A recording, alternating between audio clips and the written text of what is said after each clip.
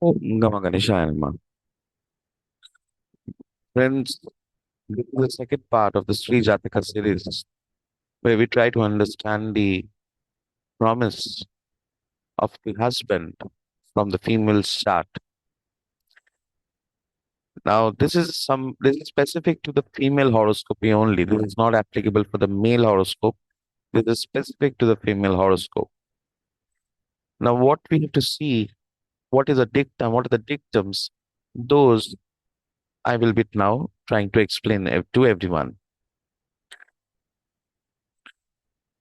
So if the first sutram says, this is from BPHS, if the seventh house of D1 and the D9 both are of Mars, Aries and Scorpio, the husband will be a flirting kind, angry in disposition.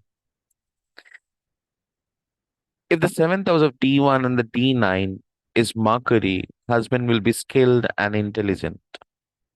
If it is Jupiter, both the seventh house of D1 and the D9, the sign, then the husband will be virtuous. If it is a Venus, he will be fortunate, handsome, popular among the opposite sex. So basically, what it does mean is if the seventh house, here you see it is Pisces, which is a Jupiter sign. Jupiter sign. In the Navamsha, it is Sagittarius, which is against the Jupiter sign. So what the classics are saying is if both the signs are the same and if it is Jupiter, the condition here has to be both the signs has to be the same. Then the husband will be virtuous. So we can expect that this lady, whoever she marries, the husband will be very virtuous, very principled, will be having control over his senses.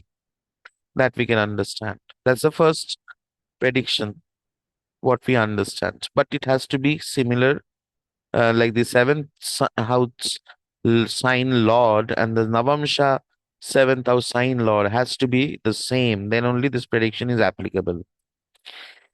Now, what about the malefic planet? If it is of Saturn, so imagine the seventh is of Saturn, then the husband will be old and stubborn. So, yesterday I have seen one chart. Just a moment.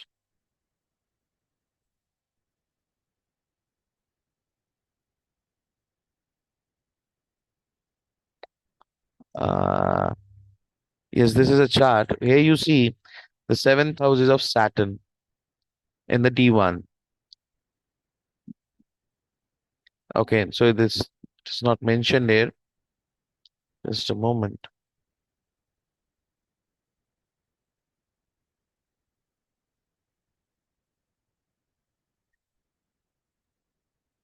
So you see the seventh house here is of Saturn, and the seventh house of the Navamsha is basically of Sun.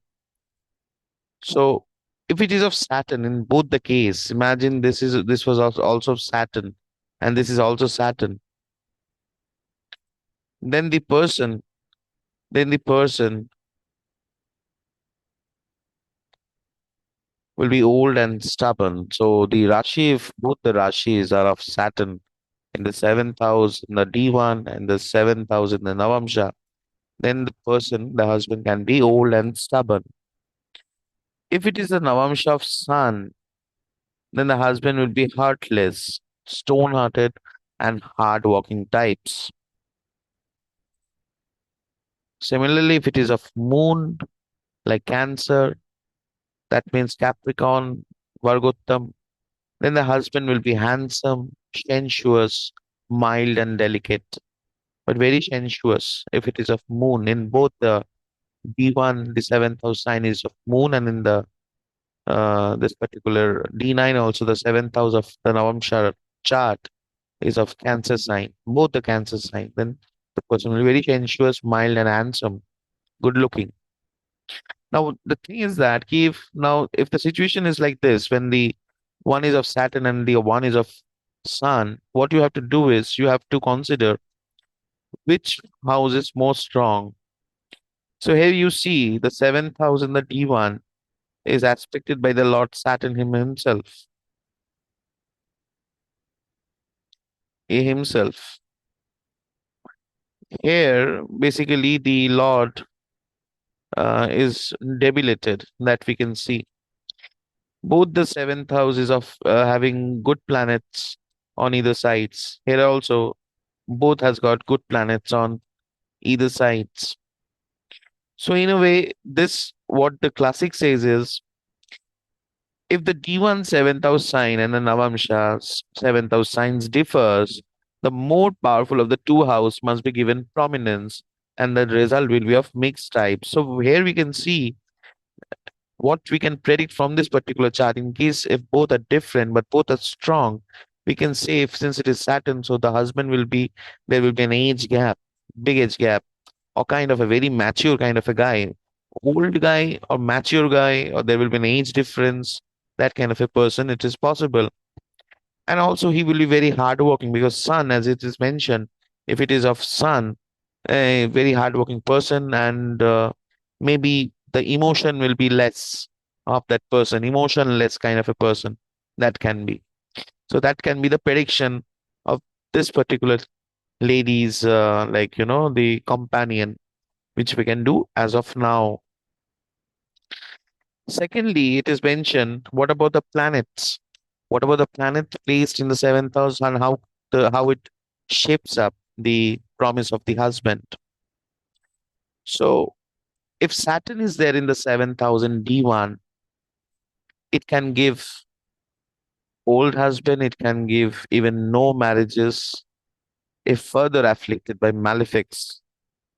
Okay, so when the Saturn, you see in this particular chart, this lady is of 37 years old, and the Saturn is afflicted by Mars, who happens to be the seventh lord as well, and Saturn is aspecting the seventh house.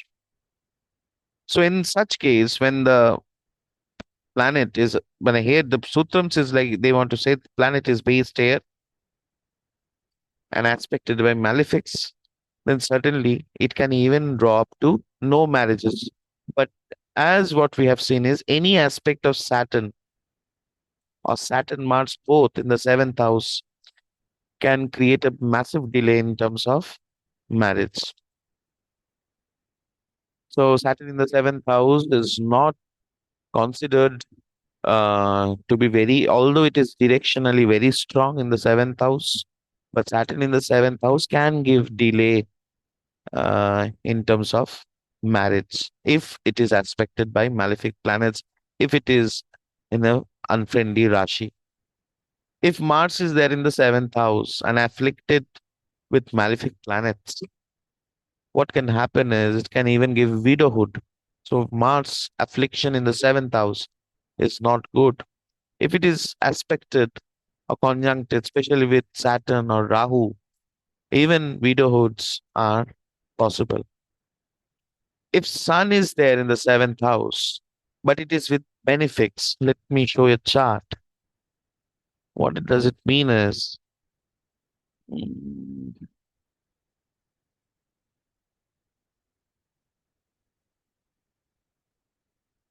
if Sun is there in the seventh house with a benefic, although Saturn is also aspecting, but with a benefic and in a benefic Shubka 3, it's making a yoga, this particular Venus, Jupiter, and Mercury in the 6, 7, 8 house from the Lagna. It's called Lagnadi Raj Yoga. It's a very beautiful yoga. And when the seventh house has got Sun, but with a benefic, it can give a marriage in a very highly respectable family of a very high repute, very well established. And such is the case of this lady as well. The marriage which has taken part for this lady is in a very, very high family. But if malefics is there with Sun, and Sun is afflicted by malefic in the seventh house, like Sun Rahu and Sun Ketu and Sun Mars or Sun Saturn in the seventh, even Sun debilitated in the seventh house, the person can leave the husband, and so the husband can leave the wife and go. So that is the situation. So Saturn, if it is there in the seventh house afflicted, no marriage or a very delay in marriage. If Mars is afflicted, there's a very high risk of the health of the husband. If Sun is there afflicted in the seventh house, then even the husband can leave the wife. But if a Jupiter or a benefic is there with Sun, not Venus, even Venus also will fetch a very big family, very wealthy, well-off family, but very, very show-off family. But if it is like with the benefics, the Sun is there in the seventh house or aspected by benefics, no malefic aspects, like this case, then it is certainly it's going to give a very, very high repute family. But with malefics, it can even give you a the husband can even leave the wife and go somewhere else. That can happen. Uh, and if Saturn and Mercury are together in the seventh house, then it can give you impotence. Because why? Because seventh house is a house of carnal desire, the sexual desires, the desires house, and it balances the entire chart. And Saturn is a unit planet, Mercury is a unit planet. If both the unit planet are there in the seventh house, it can even give impotency or even the same sex inclination. That can also happen. That is one different topic, which may be I will be covering a little this some other videos. Now, Venus and Moon in the seventh gives extra desires. It gives medical issues. It gives uh, the ovaries related issues in the seventh house. If both the planets Venus and Moon are based out there, it gives if it is aspected by benefics, it is still better. But if it is aspected by malefics, it can give multiple affairs. Okay. Mercury in the seventh gives a special friend, which is usually very younger to the age of the particular person. So that can be seen if Mercury is placed in the seventh house. Now, the most important sutrams here is the planet in the seventh and the tenth house from Moon will throughout influence the nature of the Jatika. Moon alone in the seventh gives early marriage. Okay, so the sutram says if Moon is based out in the seventh house, if Moon is based out in the seventh house, just a moment.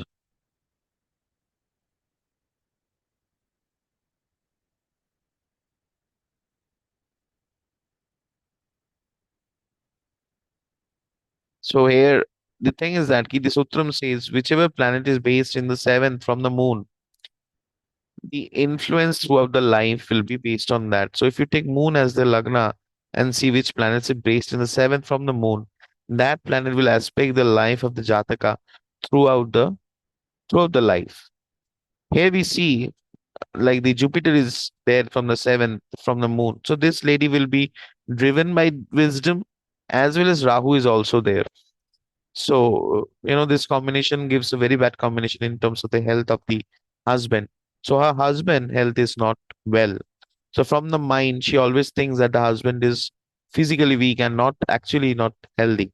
So whichever planets is based in the seventh from the Moon, that gives the inclination, that give you know, uh, the entire outlook, the the influence to the Moon. It afflicts the Moon and it gives the influence, maximum influence is the Moon gets from whichever planet is based in the seventh house from herself.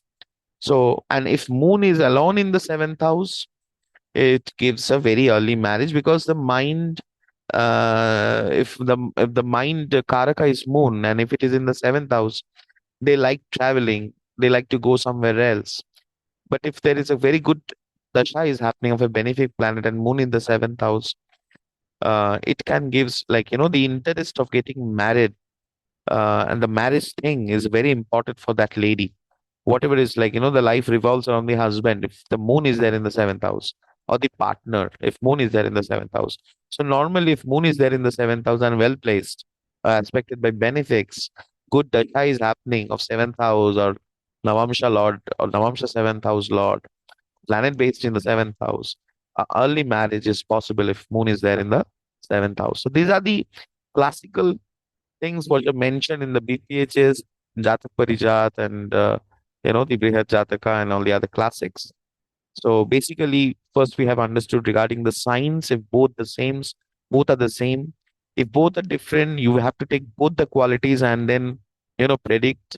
And also, if further planets are coming up in the seventh house, then we should be predicting based on the planet as well. What kind of the overall combinations? If you have to combine and then you have to predict and understand and make the client understand the possible the husband characteristic from the chart. So any question, please do let me know. Thank you everyone.